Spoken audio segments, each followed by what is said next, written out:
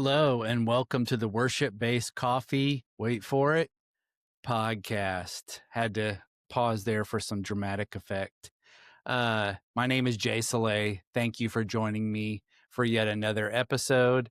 If you haven't listened before and this is your first time, great. Thank you for joining me. This is episode 6. And today, the guest that I have is another bridge worship bassist. His name is Ken Reid. And just to kind of go back, if you remember in the very first episode, at the very end, I made a little pledge to you all, as well as a thing of encouragement saying, hey, find somebody on your worship team, go out there, ask them to join you for a cup of coffee. And that's what I did. So as I'm sitting here talking, if you're actually watching, you can see I'm going to have his picture and my picture together. I took some photographic evidence there to prove that I put my money where my mouth is, and I invited somebody out for coffee myself. So again, if you have the opportunity to do that, that's kind of what the whole coffee thing is, and the worship-based coffee, besides the fact that I just love to drink coffee all the time, probably too much. I just think it's a really great way to get to know some people in your church, get to know some people on your worship team. And that's kind of what I want the kind of like underlying thing here with worship-based coffee is to kind of build that community. That's why I haven't tried to sweat over everything, trying to be so perfect on these podcasts, and how many times I say the word like or in it. I'm just not even worried about it. I'm not trying to be like professional beyond measure here. I'm just trying to be myself. I'm not a professional TV guy, but more than anything, building that community and with all of you. And that's why I've hoped that our interviews have felt like we are just sitting down for a cup of coffee. So anyway, that was a long-winded intro there, longer than usual, but just wanted to say that. And now let's get to the interview with Ken. What's up, Ken? How you doing? Doing well, man. How are you? I'm doing pretty good. Thanks for coming on the Worship-Based Coffee podcast. Absolutely. Thanks for having me. I'm excited. Yeah, heck yeah. So what's your day been like? It has been a little crazy. We are at the office. We're hiring a new person, and so I'm kind of prepping all the last minute, making sure they got a computer and just all the things. So yeah, we're going a little 90 miles an hour at the moment, but we're doing well. On a Friday. Yep. So, like I was telling you earlier, I had kind of a crazy day too, kind of same thing. It seems like Fridays, they're trying to cram as much in as possible Yes. before the weekend hits. So, Yeah, definitely. yeah. Well, super grateful to have you come on the podcast.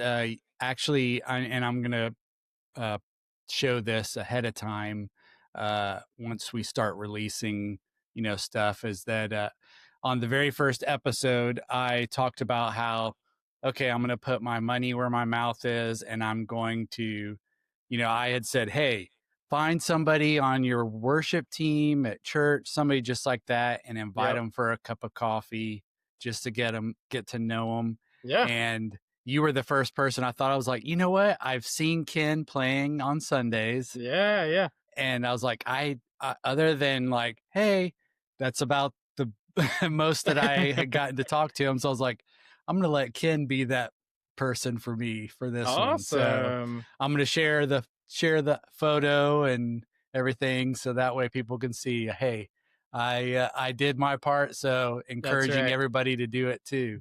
Yeah, so if I suck, it's not because you didn't vet it me, you know? Yeah, well, put it this way, if this podcast is anything like what our coffee chat was, it's going to be fantastic. So Good to I hear. enjoyed it. Well, I thought I'd start off like what I've kind of been doing with most people, and that is just kind of you getting to talk a little bit about what you do. It's actually very cool, I think, who you work for, Yeah. and just talk a little bit about it. Yeah. So let me just go back. Back, I guess 3 weeks ago is 2 years now. Okay. So about 2 years ago, in a couple months, my wife and I were living in Texas, in Tyler, Texas, about an hour and a half east of Dallas, and we were looking for house and everything. We were have 3 kids, and then a very very small duplex. So we're like, okay, something's got to change. We've got to have more space, um, and that caused us to, just kind of get in a housing market, start looking for stuff. Um, and the housing market was crazy. It was like, I think it was 2020, kind of end of Hmm. 2022. It was absolutely bonkers. And so we put in offers on a house, and that was just not going the way that we wanted it to. We'd get a contract, and that would fall through. We'd bid on something and get beat out by, someone going, "I'll offer 20,000 over asking," Oh, crazy. Um, insane. yeah, so in that season, we were just like, okay, let's control what we can control and do the best we can. We can't control everything, but let's control what we can control. And so that was obviously our finances. Like, okay, what can we do to just have as strong of a financial kind of foundation for us, for our family? And that just got us into how do we, okay, let's learn as much as we can about finances and more refresh ourselves on stuff. And that just led back to Dave Ramsey. So that just led to, like, okay, his daughter has a podcast that we started listening to, Rachel Cruz, and Yeah. just following a lot of that stuff. And it was very very impactful for us. And but we started, just kind of being very very rigorous about it and all that kind of stuff, which was great. Still planning on buying a house in Tyler until my wife, a few weeks into that, a month or so into that, said, "Hey, I was on their website last night and I saw a couple job openings that might kind of work for you." And so I just looked into them, and I was like, I knew there's like 1,000 people working here, so I'm like, total shot in the dark, but why not? I'll throw out an Yeah. application, and so I put in an application, and within about 24, 48 hours, got a call, and they just started talking about my background, which is in marketing and content. I love. I'm a writer in every aspect, songwriting and Yeah. writing for businesses and all that kind of stuff. And yeah, so just started talking about it, and they were like, "Let's set up an interview." And so pretty much every step of the way, I'm like, at some point they're going to be like, "Yeah, well, you're not what I'm looking for." And doors just kept opening in the Nashville area where we're at now, and kept closing in that area, in looking for a Yeah. house and all that kind of stuff. So we just kept following the doors that were opening, and here we are. 2 years later, I've been working for Dave Ramsey for 2 years. Um, and yeah, it's, I mean, who would have thought, but super super cool. That's amazing. I love that. So what is it like, say, on a normal day, like a typical day for you? What would you say, like Monday through Friday? Obviously, Yeah. you're like, what does a normal day look like? Yeah, I don't know how many normal days there are, but um I feel you. but so I lead the content team. I'm the content director, which means I am in charge of messaging. I do the words. So that's specifically, there's kind of a lot of different departments, or we call it business units at Ramsey.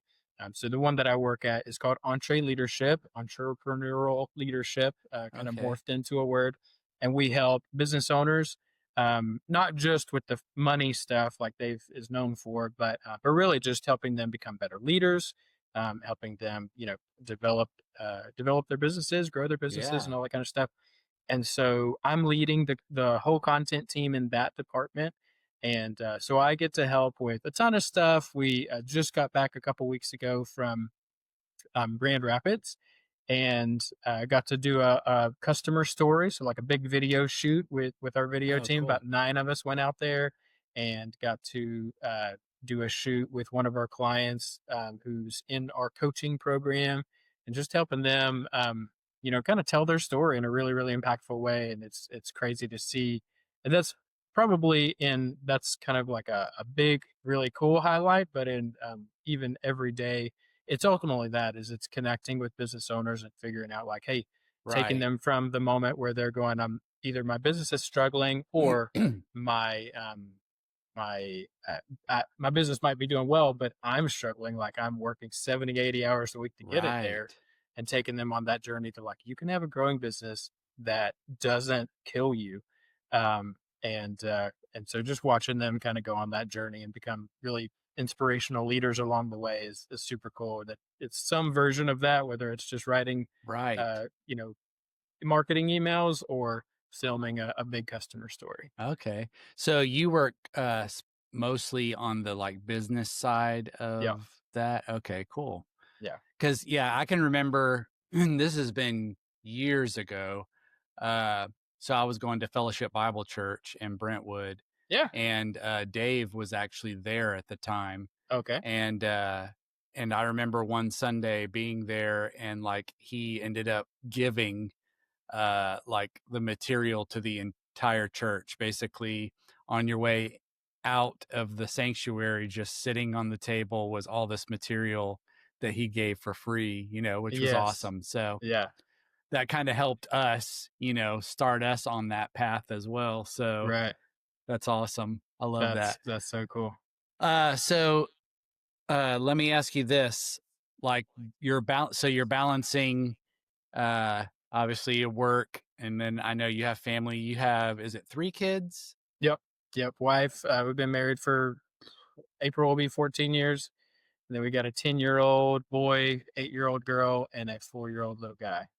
Okay, cool. I was pretty sure that I remembered 3 in there. Yep. So Yeah. awesome. So like balancing like how you get to, working and then family, and then also like serving on Sundays. What is that like for you?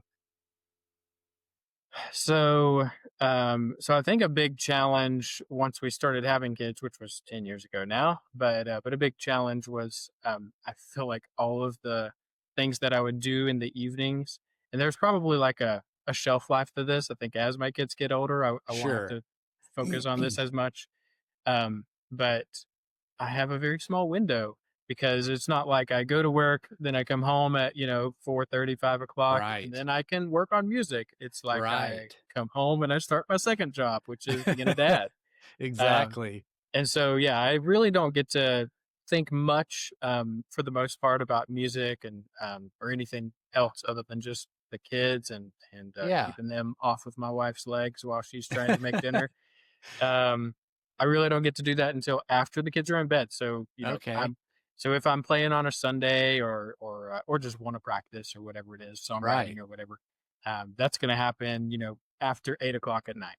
And of course, I'm working the next day, so there's like an hour and a half window, like Yeah, you're like, all where, right, you got to get to bed. yeah, yeah. Well, and even So more for you too is that your wife is also a musician and yes, also serves. So that's yeah. got to be even more to like kind of juggling that a little bit.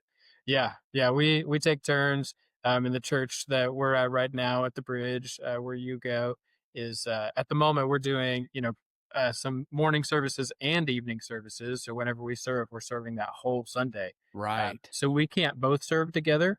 So there will be, hey, I'll serve this week, you do the next, and so definitely a lot Right. of juggling, taking turns. She sings and plays piano, and so whenever she's scheduled, I'm like, I'll take care of the kids, you do your thing. Right. And obviously that's the Sunday, but really that's the week before, practicing a Yeah. couple nights and all that kind of stuff. So Mhm. I'm kind of taking over stuff so she can have space to practice and vice versa. Right. Uh, yeah, so it's a ton to juggle. But, and I've discussed this with a few of the other guys too. I feel like, those are all just seasons, Yeah, and it's kind of like embracing those seasons, and just like, hey, this is good. This is where I'm at. And like, you're being a good dad and spending time with your kids. yeah, And that will mean so much more to you, down the road getting to yeah, do yeah. that. So And I just, I think it tests what you love too, like true. if you could just come home at 4 o'clock and just play all you want, like that's great. And Yeah. I look forward to that season again. I think as my kids get older. Yeah. But I think it just tests like the small amount of free time that you have now, where are you going to Yes. spend it? So I think it definitely tests that. Like, do you care about this? Like, is this Right. something that you're passionate about? Hmm. So I it's think really cool. sometimes I do it to a detriment to myself for Yeah. Sunday mornings, and I'll be Yes, me like, too. I'll be like, oh, I really need to rehearse, but I really want to hang with the family. I'll I be like, know. I'll just put it off one more day. It'll be Totally. fine. Yes, And then definitely lots of that. the day before, I'm like scrambling, going, do I know that song? So, but it's worth it. So, Yes. yeah. So I'd love to hear, because I know you shared this with me when we were having coffee, kind of like your journey into music. And I love how you ended up on the bass to playing the bass. Kind of give Yeah. that your music journey and then how you eventually ended up playing bass. Yeah, so, my dad was a volunteer youth pastor for 20 years, and, somewhere along the way decided, "Hey, we need to start a youth band." And at that point, I was 12 years old, had never touched an instrument. My family's not musical at all. So I don't even know where I got it from for him. He was just like, we need to have a worship band for the youth. Um, but he put out a flyer. If you remember, I feel like we did that, back 20 years ago, Yeah, back in the late exactly. 90s. You just put With out the little flyers. thing where you could Yeah, rip the little off. tabs where you could rip it off. Yeah, so he put those at music stores and different things around the city, and got a husband and wife, a couple that called him, and the husband was a guitar player and singer, and the wife was a drummer. And they were like, they met up. They were like, yeah, we'd love to do it. I honestly, thinking back now, I'm like, I don't imagine he paid them because he didn't get paid. So I'm like, these random strangers, That's just amazing. decided, yeah, we'll help out. So I have no idea. I don't know what the setup there was, but they were like, the one thing that we don't have, keeping that as small as possible while still being able to do it. We just don't have a bass player. And so I was like, how hard could it be, right? Um, It's only and got four strings. yeah, you do one string at a time. It's easy. So yeah, so I was basically put in the band right away, and he would Nice. be teaching me. He'd keep the songs as simple as possible. Teach me. I'm 12 years old. He's like Right. teaching me the songs, giving me some learning materials, and outside of that, I bought a learning video VHS. That just taught me like old blues and like bar tunes and Heck stuff, yeah. and just would spend until midnight, 1 a.m. in the morning, just practicing, learning stuff. And yeah, and that's how I That's got started. amazing. um yeah, and so I kept doing that. Within a year or so, I was like bored with the bass and decided I'm a guitar player, and so I'm playing guitar. I've always written, always, like, from the very beginning of playing bass, I was like, but I can write my own songs, even on bass and Yeah. stuff. And they weren't good in any way, shape, or form, but I cared about it being original. Um, and so that was a big part. I eventually started a metal band when I was playing Nice. guitar, and we I did love all it. that. Yeah, so that was a blast. We were called Till the Dying Rise, and we'd always, we'd say it fast. Yeah, part of Till the Dying Rise, and people would go, chicken fried rice. What'd you say? Um, but yeah, so I still played bass like at church and stuff. I would usually play bass. I started playing guitar some, but I was more and more like, I don't want to be known as the bass player. I want to be the guitar player. And when I was 17, I became part of joined an internship called Teen Mania. They had a big youth Okay. conference called Acquire the Fire, and they would tour around. And but I joined their School of Worship program, which was a blast. And joining that School of Worship program, I auditioned as a guitar player. And they let me in, and I did. So I moved to Texas from North Carolina. Did not bring my bass. I only brought my guitar because I'm like, I'm not the bass guy. And really, the real thing is, I knew I'm a better bass player than I am a guitar player. And I was like a pretty good bass player. So I'm like, if they find out I play bass, they will never let me play guitar Yeah. again. So yeah, so I was like, I'm not going to hide that fact. But they had like chapel bands and they had different things for like some of their special services. I wasn't put into a band yet. That's like something you audition for separately and stuff. And within a couple months of being there, they just kind of start talking at different classes and stuff in the School of Worship, like, "Hey, we're looking for a bass player. We just lost ours, so if you guys know anybody." And I was like, "God, Dang all right, it. fine. I play bass." My mom had to ship my bass, which was like a couple $100, I'm sure. Probably worth more than my bass was actually worth. Um, Didn't but you yeah, say so didn't you say that it was like a situation where they like didn't have anybody and then yeah, you were like there was like a plentiful amount of like acoustic or whatever yes, players and you yeah, were like, well, I really want to get to play more than yeah, anything, and so exactly. Yeah, yeah. So I was like, all right, fine, I'll be the bass player, and as soon as I start playing, everybody's like, why did you come as a guitar player? Like, what are you doing? because I love guitar, that's why. Yeah, exactly. Yeah. So ever since then, I've just owned it. I'm like, I'm the bass player, and I love it. It's a blast. Yeah. Yeah, and it's just a good time. That's amazing. I love Yeah. that. Uh, Yeah, so I s- got to, after a year or so, I actually got to start touring with Acquire the Fire, that's amazing. the conference, the youth conference that they had doesn't even exist Yeah, that anymore. But back then, got to be in a band and tour, and we would do conferences literally every single weekend throughout the, except for during the summertime. Every single weekend, we'd be in a different city. So I got to see the U.S. I got to that's uh, amazing. see a little part of Canada, and yeah, and just have a good time. It was such a sweet time. That's really cool. I actually when you first told me that, Choir to Fire, I actually was like, it kind of like jogged a little piece of my memory, Yeah, you know, dusted the cobwebs off there. I was like, yeah, yeah, oh, I remember that being mentioned. So that's really yeah, cool.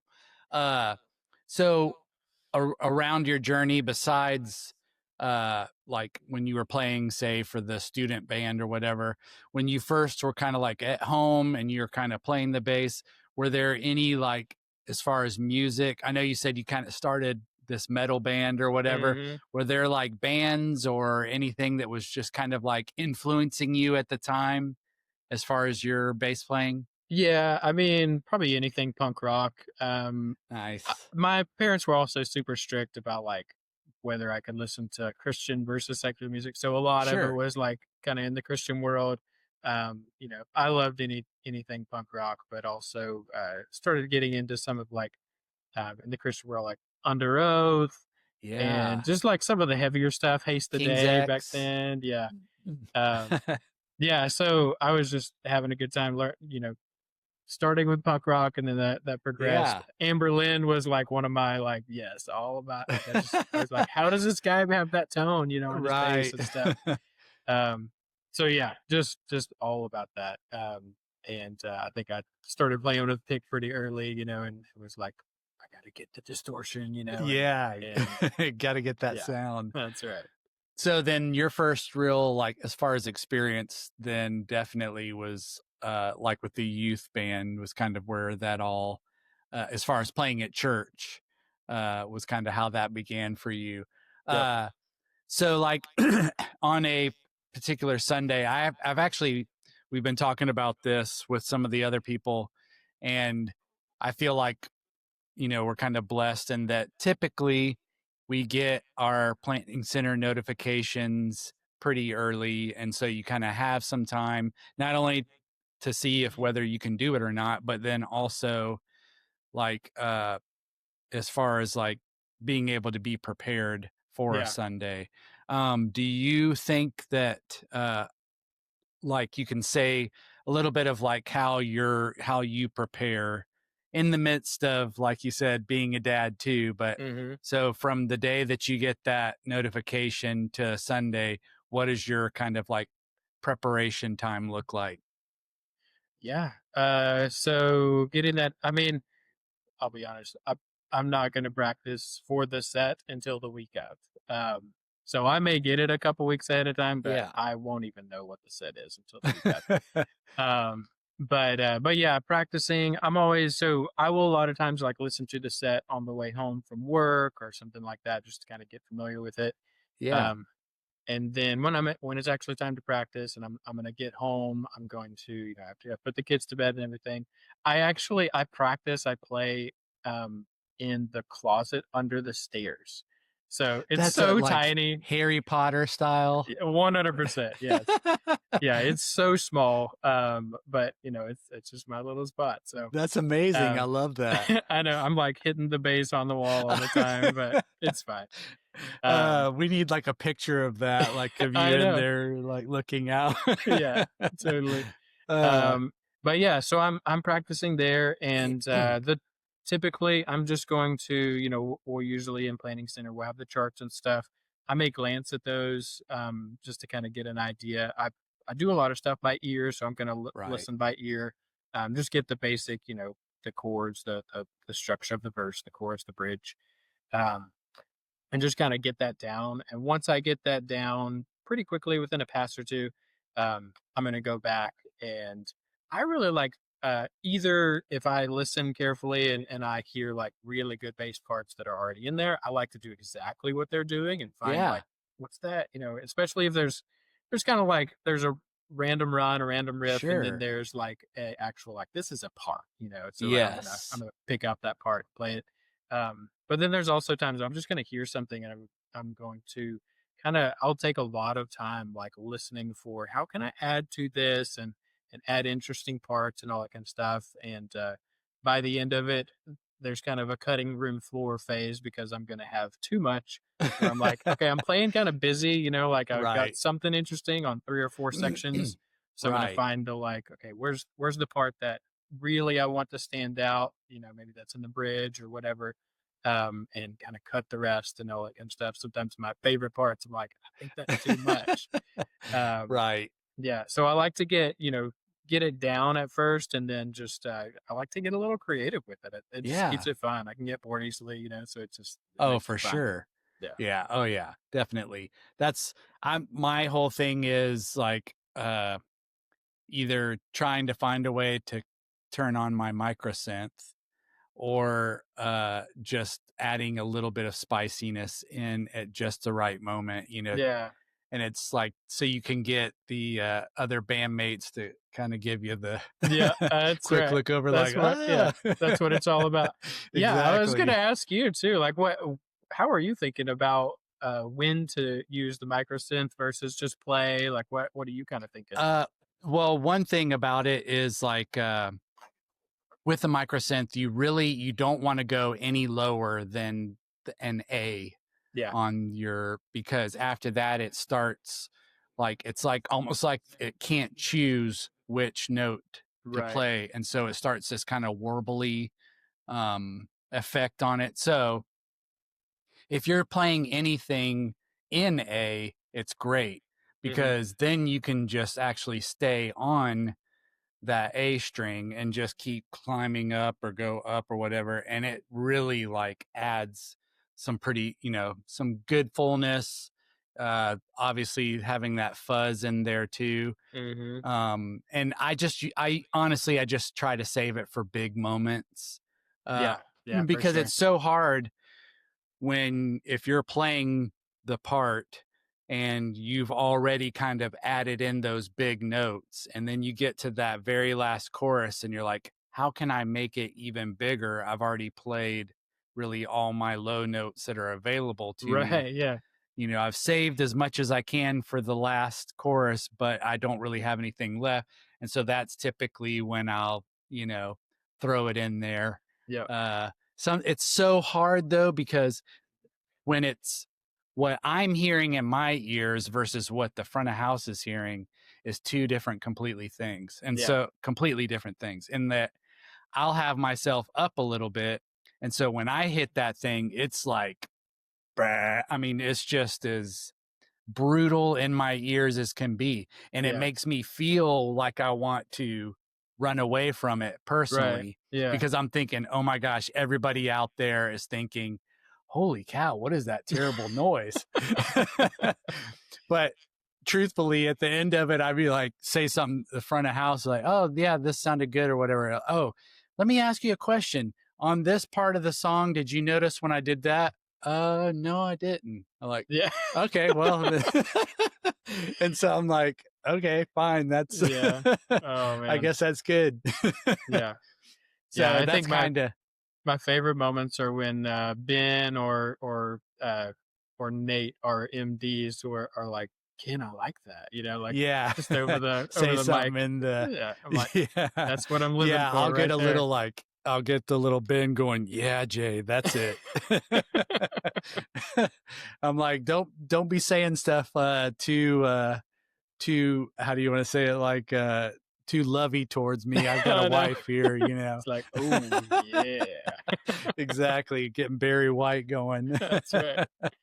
So, what would you say? So you said, what's your practice? Do you ever, when you do have some time that is like not, in the rare occasion, time that is not, Sunday morning related, like what run some, Uh, how do you say it? Like,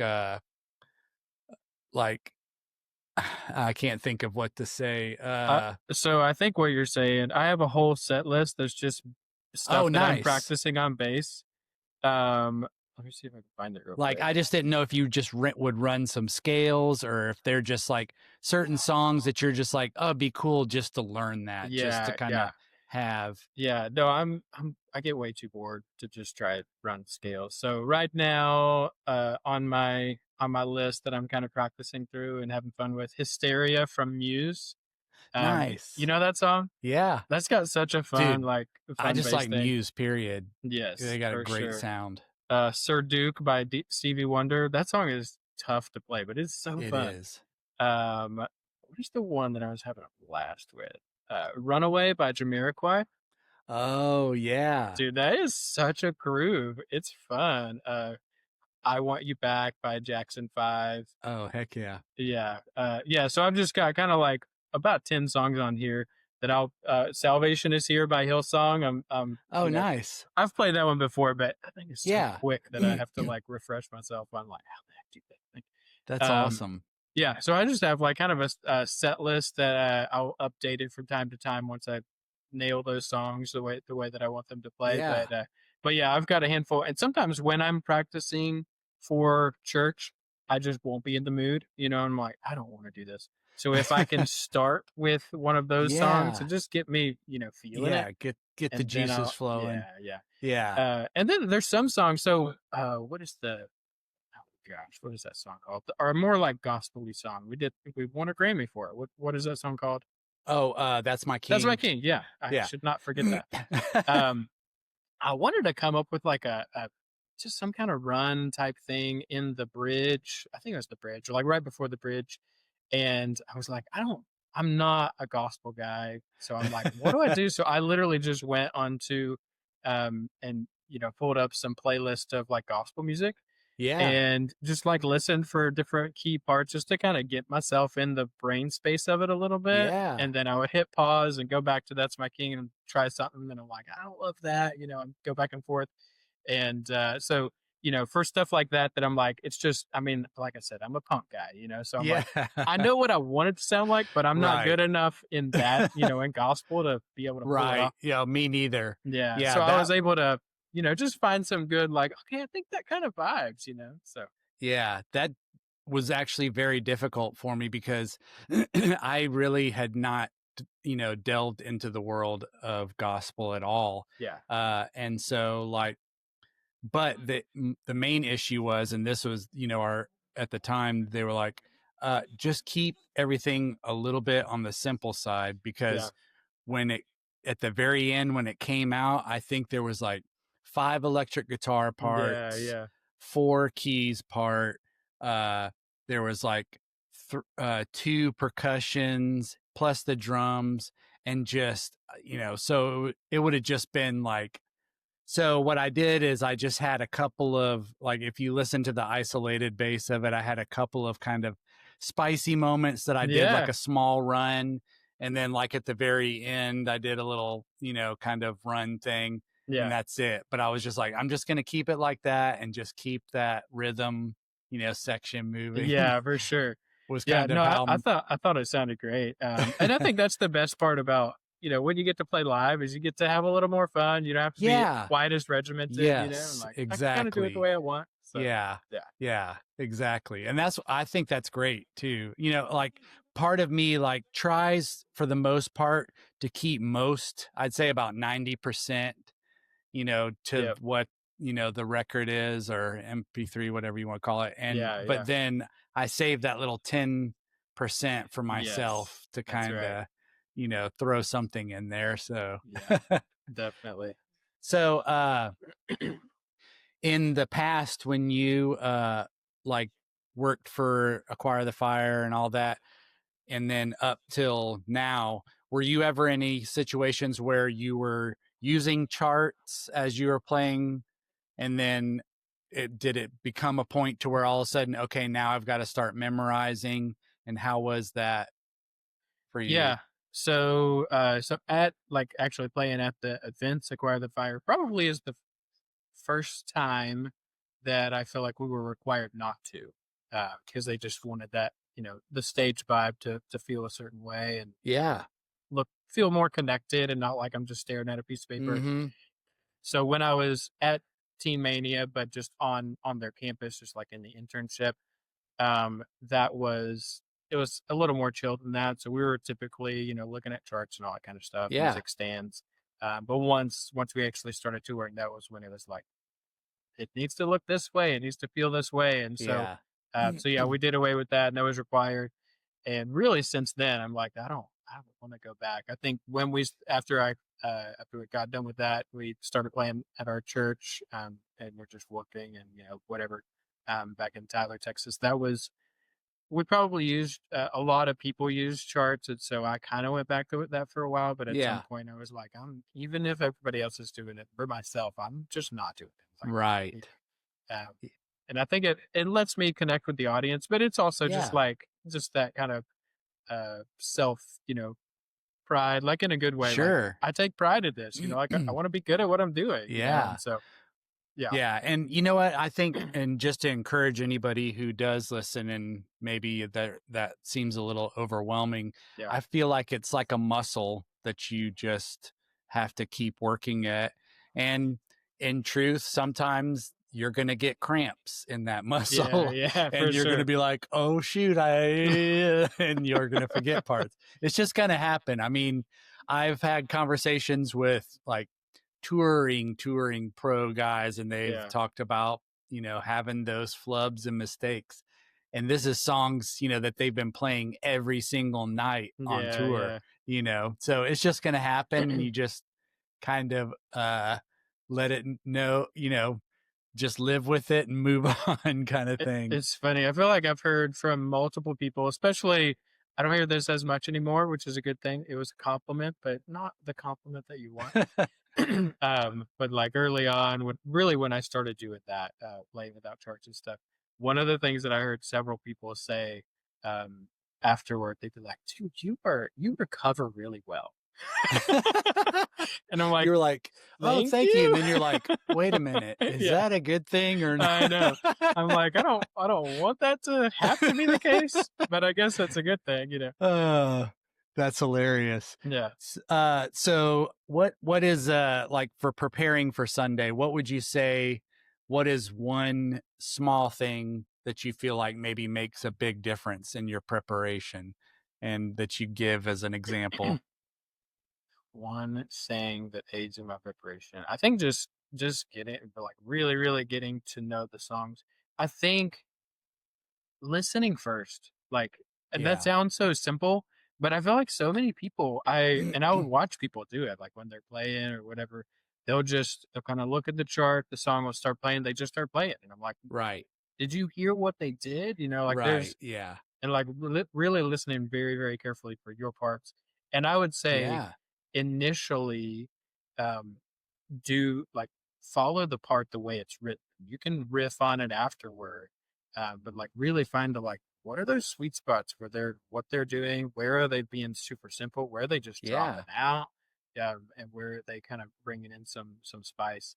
And I would say follow that as best you can at first, and then you can add to that. But Yeah, I think just listen first, which is sounds so simple, but I feel like I it's know, something but people don't do. yeah, for sure. And like you were saying, and some variables can happen in that, like maybe the drummer isn't playing the kick pattern exactly Yeah, like right. what the record is, which is fine. That it's Right. not like it's detracting anything from it. But so then that may mean, okay, for me to lock in with him, now I have to adjust how I'm playing that my part a little bit. Yeah. So but at least if you know the part from front to back, you at least have that foundation, there before you kind of. And to me, that's the best way. It becomes more muscle memory, like you said. When you've listened to it, then you almost kind of know ahead of time where you're going next, Mhm. without, even if you've kind of forgotten the song, your like hands will kind of guide you Yeah, there. yeah, for sure. Now, maybe on bass a little bit longer to guide you there. That's why it's great at playing bass. You can just slide into that. That's right. So, let's see. What would you say? I mean, I know I have had some mistakes. Can you think of any kind of moment where you had the mistake and you just kind of like how you dealt with it? So, I I feel like what you're looking for is, like, actually flubbing notes, which has happened 1,000 times. Different probably a different kind of mistake that I just think is a story worth telling is, I get especially when I was younger, I still do, just kinda depends on the setting and I think the type of music and stuff. I get really, really into it. Like, I can, I'll be rocking, I'll be, rocking back and Heck forth, I'll, yeah. like, start jumping around and different stuff. And especially if I'm just, like, excited about the song, the Yeah. vibe is right. Um, and so there was one point where we were, back in Acquire the Fire days, we were, it wasn't at Acquire the Fire, it was on campus, but it was for, like, a big, summer camp that we were playing, and I was jumping, I was like super into it, and I kind of start like jumping and like spinning. And there's one time where the background singer right in front of me, Oh no. yeah, got a little too close and just nailed her right in the back of the head. Oh, I mean, like, wow. I felt so horrible. I was like jumping and just wow. And, I'm amazed at how she pulled it off because she just, like I mean, you could just see the back of her head just, like that, And and she just kept going. I'm just standing behind her, so I don't fully see what her face is, but she's just much much less swaying and hands up and more just, like, stands very still. I'm assuming finishes the song as far as, like, singing it. She just stood there with the mic, and at the end of that song, gracefully sets her mic down and walks and it's like the middle of the set, walks off the stage, and I'm like, "Oh my gosh," like, I felt terrible. Oh But that man. was that was a moment to remember for sure. That's wild. That's Bass That's Player Hall of Fame right there. I had kind of you saying that kind of jogged my memories. The very first show that I'm playing in the Beatles group that I was in, Yeah. and we were playing at downtown Nashville. There was used to be a place there called BB King's, Mhm. and it actually was part of the strip there on Second Avenue that got blown up when that Whoa. the guy took the I don't know how many people knew about this. Happened on, I think it was New Year's or Christmas. Anyway, he drove an RV basically onto Second Avenue Oh and my gosh. started saying something over the a megaphone thing, saying "Get away, because I'm fixing to set off a bomb." And he ended up, I did not yeah, know about that. That's crazy. blew up. And so like that's Second Avenue downtown has had to been all rebuilt. Yeah. Everything is pretty crazy. Wow. So in there was a place, and our drummer at the time, he was kind of like a resident there. So he got us to they had like a upstairs and a downstairs, so we got to play our first show in the downstairs. And I'll never forget, we were rocking out, and I had a very inexpensive, like Union Jack Hoffner, that I'm playing, and started getting excited. And I stepped right when we got to like big part at the beginning of the song, and I stepped on my chord and it just went bloop right out. Oh man. And I'm Yep. like, Yep. why can I hear my bass? And oh, and so I'm like Yes. scrambling to try and grab the cord and Yeah. plug it back in. And then like, because I didn't never had that happen before. And they were like, what you have to do is loop through Right. Yes. your shoulder strap, and then That's that right. way it won't. So that Oh was man. my little fun Yeah. thing. So there was one time that we were playing at Acquire the Fire, but we were behind the stage, but we were playing because it was for like an altar call, like a Oh, slow okay. kind of Yeah. response moment. And so the preacher is on the stage and everybody's looking at him. I think maybe I don't think it was. I was wondering maybe the piano player was up there. I don't think any of the band was up there. So we were all behind the stage, but we were playing in the background, and it was very very dark. It had been a very long weekend. We played all weekend, and it was toward the evening. Very slow music, and I'm playing. And at some point, you notice I think we were playing "Howie and Loves" from John Margaret, Oh, okay. and we're playing, and 6/8, just slow vibes, not a full band or anything. And at some point, I'm doing that 4/6/5 thing, and I just do it four again and four again. And someone's like, "Dude, what are you doing?" And I was like, I had fallen asleep. Oh my I'm just goodness. like fall asleep playing. And yeah, so crazy. That was a That's fun one. amazing. Yeah, That's awesome. Well, now's the part we're getting to where that a lot of people really enjoy, and that yeah, is gear talk. One of my yes, favorite parts too. So just wanted to ask you, like, what is your current bass or basses that you have, yeah. and maybe a quick little like what your pedal board signal chain is. Yeah, yeah, yeah. So I'm super simple. This might be more boring than some of the other more No. interesting ones. Um, right now, main bass that I'm playing is a GNL, which is I mean it's not Fender brand, but it's one of the last basses that Leo Fender built before his Yeah. death. Um, so it's a very interesting bass. It's very very versatile, and it's a 5 string. I'm kind of obsessed with 5 strings. I love it. um, so I love playing it, and it's super super versatile. There's so many buttons and whistles and all that kind of stuff on it, and I just have a good time with it. It's kind of you can pretty much mix everything on that bass. All the lows, mids, highs. You can there's active pickups that you can toggle on and off. Like there's Nice. pretty much everything that you can think of that you would want on there. And so it just adds just a lot of versatility. I'm able to play everything from more jazzy or bluesy worship, punk, kind of anything I want to Yeah. play. So I don't know. I have a good time with it. I am working on saving up right now for a jazz bass. I definitely want to get that pretty Nice. soon, probably next few months. But I'm just having a good time with it. I love it. I've been playing it for years, and it's a great great bass. It's also beautiful. It's like this. It's orange with I don't really know how Yeah. to describe it. Kind of shiny. I don't know. I just think Yeah. it's beautiful. Um, so yeah, I love playing it.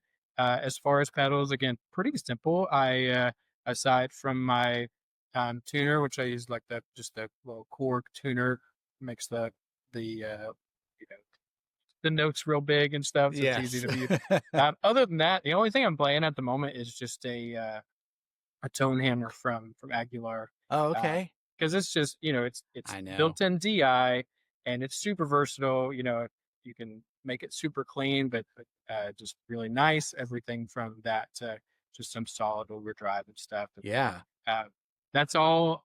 I'm pretty like I'm a purist to it a lot of Yeah. degree.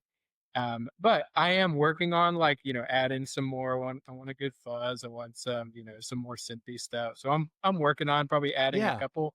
I don't think I'll ever get super complicated. I don't think any more Yeah. than 3 4 pedals because I love kind of just the purist side of Yes. it. But yeah. So that's what I'm playing right now. Nice. That's awesome. I love that. Yeah. And that's one of the things that I like is to be able to have people on here who have different setups, some that are simple, and then some people that have, like I was talking to a guy the other day, he's got the quad cortex, and Yeah. that intimidates me big time, Yeah, yeah. because it's just a whole, and I'm sure it's, if you, once you dive into it, it becomes pretty easy. But for me, I just like to be able to see my, you know, the knobs to turn that drive up or Yes. whatever. Right. Uh, but it's still, it's neat. And so there's some people that have stuff like that. Right. Uh, so do you have like, is there a bass that you had at some point and you ended up selling it or something like that, and it's the one that got away that I don't think so. Yeah, I think this is the one I'm the GNL is one nice that I really really love. But again, I'm working toward the trying to save up. Hopefully, pretty soon get a jazz bass. nice Um, have but yeah, you looked at any like different ones? not a whole lot yet. But yeah, I'll be looking at a few pretty soon. Nice. Yeah, Well, just to kind of give you the one that I'm playing, it's actually pretty cool. yeah. Right behind your office is where they're made. Okay. Uh, it's Paleo basses, and it's mine's a jazz, Yeah, and it's great, a great bass. They're it's a fully custom shop bass, and depending on how much you kind of add in all that, they start at about 2,500. So yeah.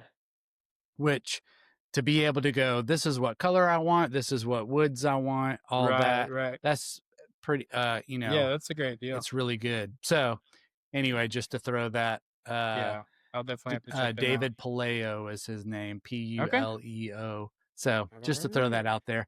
Uh, but anyway, let's see. What about what's probably your, well, I guess the GNL bass would probably be your favorite piece of gear if you had to pick something. Yeah, yeah. At the moment, yeah, I'm loving that. That's Yeah, awesome. I think so. Yeah. Okay. Lastly, here we're coming in for a landing, so we're gonna get to one of my favorite new sections that I've been doing with everybody. It's Yeah. called rapid fire. All Uh, right.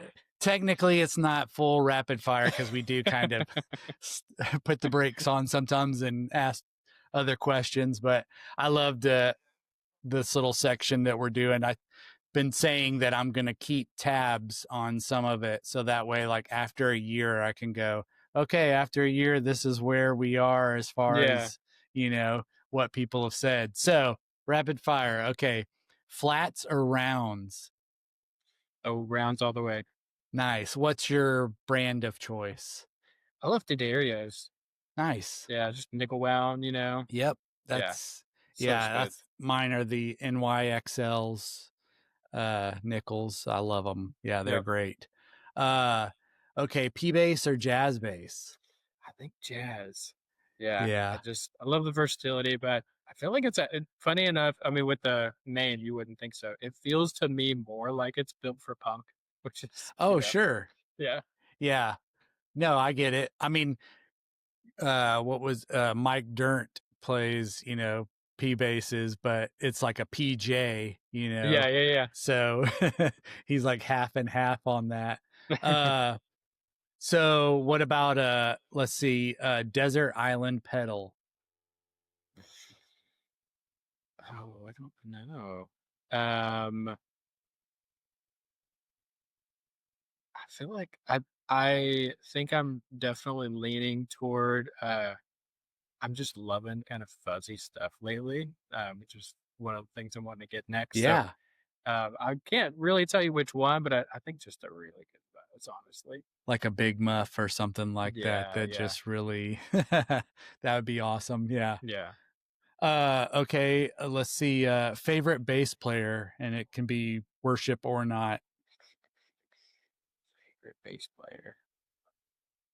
I don't know if I would say necessarily he's my favorite, but I'm just so intrigued by Flea, you know. Oh yeah, Um, I mean, he's just such a he just thinks so differently, you know. Yes. Yeah. Um, and again, I mentioned him earlier. Muse is he's Yeah. incredible.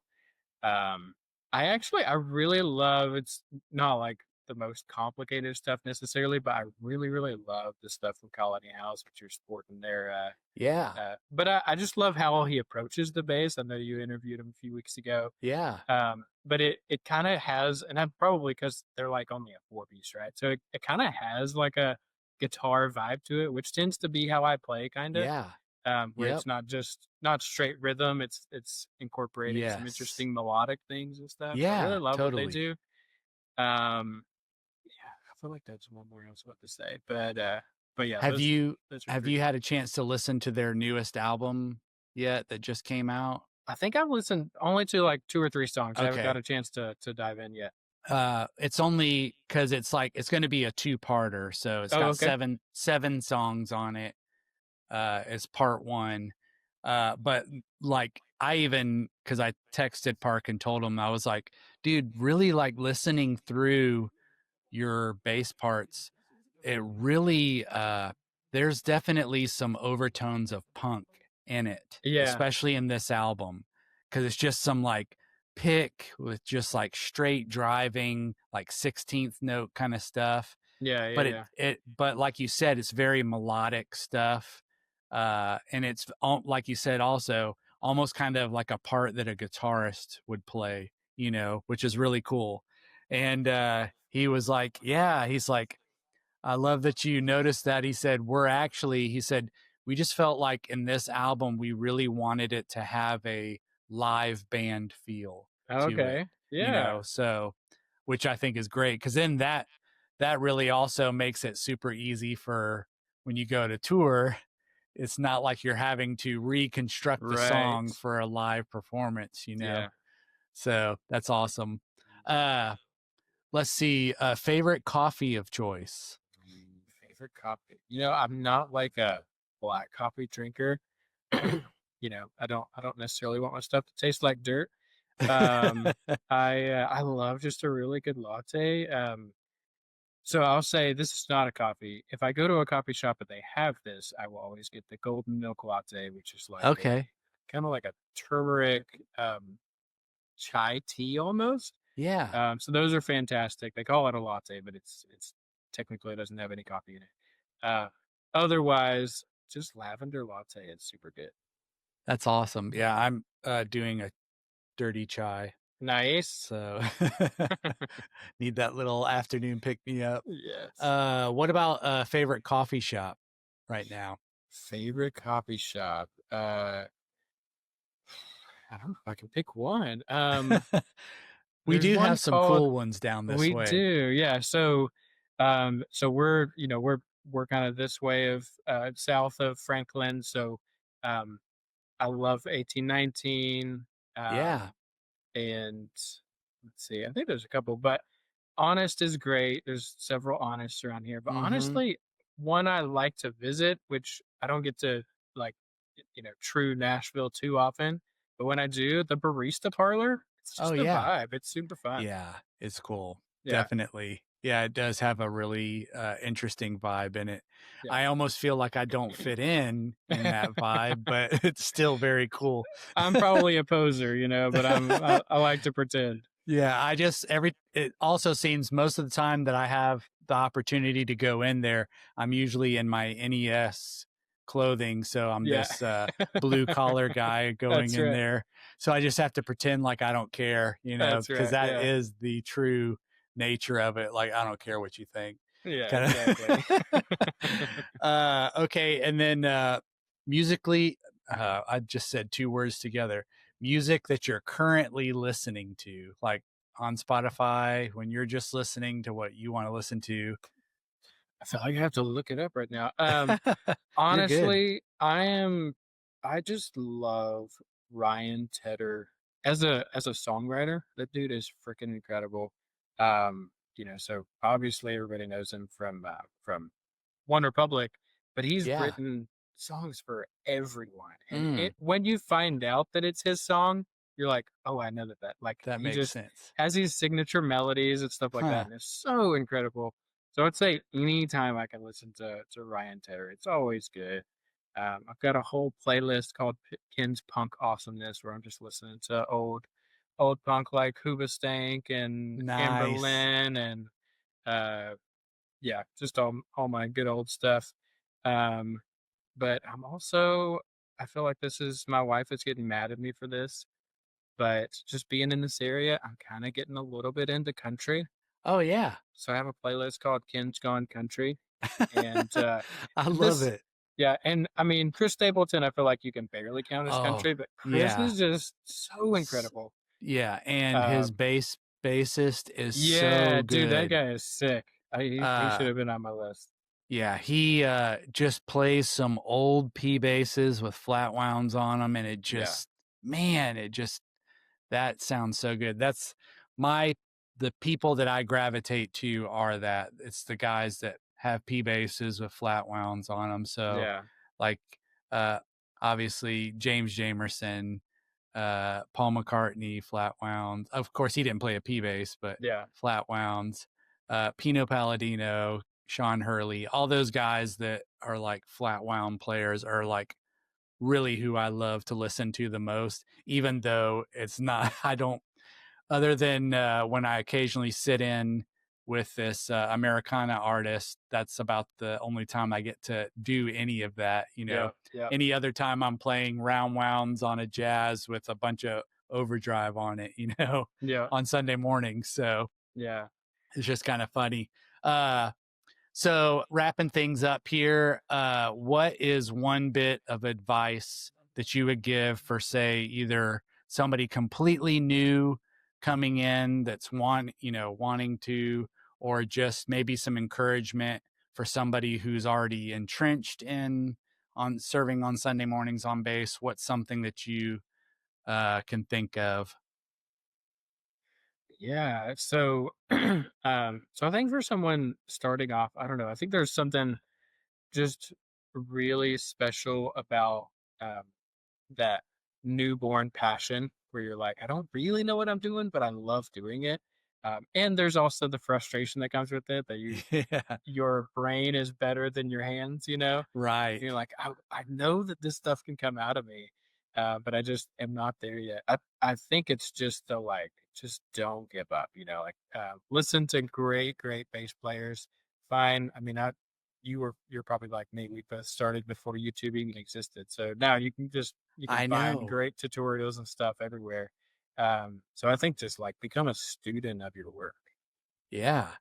Yeah, and I love I've got kind of a list too of songs, and they happen most of the songs are like heavily James Jamerson Yeah. songs. I just anytime you can learn anything that he did is amazing. Yeah. Uh but I love that idea of yours of like creating a Spotify list of Yeah. just Yeah. like For sure. and it can just be I mean all over the board and it just be like these are just songs I would like to learn.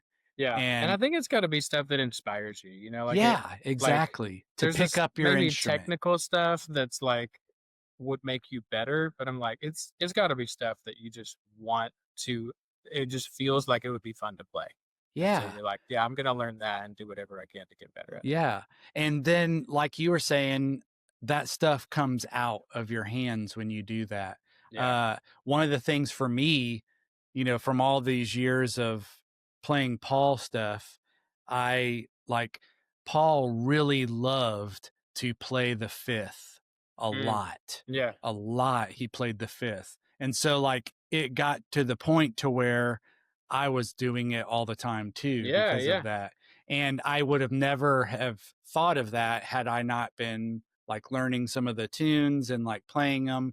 And then when I'm hitting certain notes, it's just my natural instinct to want to play that, that fifth yeah, of that note, and yeah. it can add a lot to it. So Well, I think to build on that too is really just, like, get around really good musicians, like the people that are better than you and just pay attention. Because I think that's to me, and I'm a little bit competitive, so maybe that's part of where it comes sure. from, but I think it's the case for everybody. When I get around people that are better than me, I'm like, okay, how do I push myself? How do I get closer to that? Yeah. And I would say, even though this dude's not even a bass player, but Jimmy was my guitar player when we were playing in Ferg by the Fire. He was ridiculous, absolutely incredible. And just watching him play, it made me better at guitar because I would just figure out some of the different, interesting chords that he would do. But it made me better at bass, even though it had nothing to do with bass. Right. But I was just like, I want to be able to play in a way that keeps up with this guy. Yeah. And so I think just getting around people that kind of one inspire you, but the other side of that is like maybe even challenge you and even like Yes. stir up poke a little bit of envy to a degree that makes you want to work hard and get better. Yeah. Yeah. And stuff that'll stretch you. Yes. When what seems like it's hard at the beginning will definitely end up stretching you as a musician for Yeah. sure. Cause, Exactly. uh, my brain learning, and I've talked about this before, we would do sometimes 4-hour shows at some of these clubs. And Yeah. so to learn 4 hours worth of Oh my Beatles gosh. tunes, Yeah. and the earlier years is the worst because the longest any of the early year songs were 2 minutes and 30 seconds. Right. So what we ended up having to do to try to help pad that is we'd take a song like I don't know if you're familiar, but While My Guitar Gently Weeps. And in the middle would be this like guitar solo section, Yeah. and we would turn it Just into stretch it. like a 5 to 8 minute guitar. Yes. But we had two guys playing guitar, and so they do these like dueling guitar, and Yeah. so Yeah. as a Yeah. way to kind of pat, and so that helped us to Right. get through that. But it really like it that stretched me as a musician, Yeah. like as far as like absorbing all of that. And there were times where I was sitting down and I was like, I don't know how I'm going to have all these songs memorized by this date, Yeah. that we're going to have our rehearsal. Somehow I would be able to get through it and do it, but it really did. It pushed and it stretched, and Yeah. Well, I think so I mean, that's even how the Beatles actually got to be as good as they were, was they were right. like, they went through this season where they were in bars or whatever, like every single night for months at a time. Yeah. And sometimes even 2 or 3 times a day. And I mean, it just created And they such were a playing tight like band. ridiculous like 6-hour shifts or something Yes. crazy Yeah. like Yeah. that. Yeah. I So don't know it's like, how, that's like the my thing that hands would made just them as be good as they were, you know? yeah, Yeah. that's amazing. Cool, man. Well, I don't know, your Instagram public or private? It's public. Okay, cool. So what I'll do is for on the YouTube page is I'll add your Instagram Cool. on there. If you have anything else, do you have some music out too? Is it on Spotify? Yeah, yeah. So yeah, you can find it. I think it's labeled under the Reeds is I think that's our last name. I think it's Okay. kind of hard to find, but if you go to my Okay. Instagram, you'll be able to Okay, cool. just click Yeah. on the links and find it Yeah. there. Yeah. Awesome. Cool, man. Well, I really appreciate you coming on here Yeah. and Dude, it was super fun. talking bass, talking gear. Absolutely. Hopefully, we talked about some stuff that will encourage or help somebody out there. Yeah, If for not, sure. we at least had fun doing it. So We definitely did. cool, man. All right. Well, I guess that's all we got for today, and I will talk to you again soon. Awesome, man. Yeah, All thanks for right. letting me join. Yeah. Heck yeah. Thanks for coming on. I appreciate it. All right, man. I'll see you later. All right, dude. Hello, and welcome back to the Worship Based Coffee Studios. I have another little devotional thing that I wanted to share with y'all before we head out. And this, I feel like, just something to kind of ponder on, especially even for myself. This is something that sometimes I forget about putting the focus on. And so I've got it on my phone and I'll just read it to you. It says, "The week before I'm scheduled to serve on Sunday, there's a significant amount of preparation involved. Listening to the songs and learning them is key, but there is often one thing that can be overlooked, something that I myself have missed, and that's preparing my heart just as much as I prepare for the music. So when I'm listening to the songs, whether it be on my way home from work or even going for a walk, I take the time to let the words soak in and pray over them. For us to be truly prepared for a Sunday morning to lead in worship, the heart is even more important than the songs. John Piper said this, and I really liked it. It says, "The heart of worship is our heart, delighting in Jesus and expressing praise to Him for the true things the scriptures teach us about who He is and what He's accomplished for us." So I just want to encourage you out there as you're listening to this week.